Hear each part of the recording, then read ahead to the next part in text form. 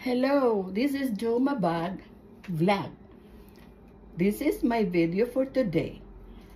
For Jomabag Vlog is like this. I'm showing you some of yung mga costume or mga damit ng mga Mexican or Latina or Spain, mga Hispanic culture.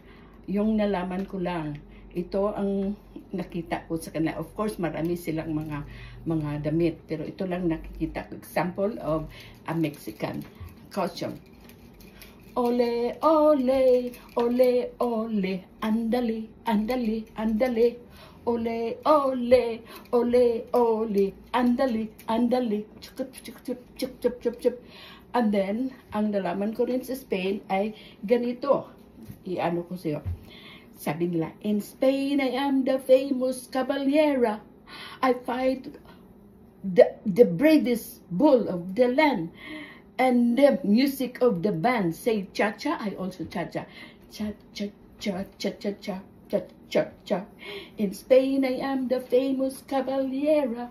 I fought the bravest bull of all the land.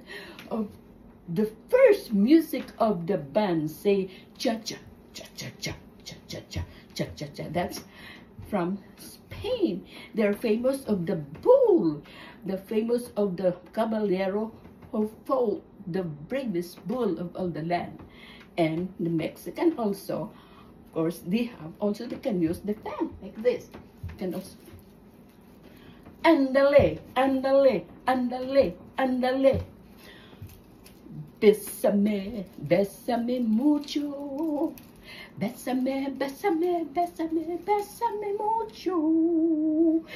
Yo te amo. Thank you for watching this video. That's all for today, folks. Thank you for watching.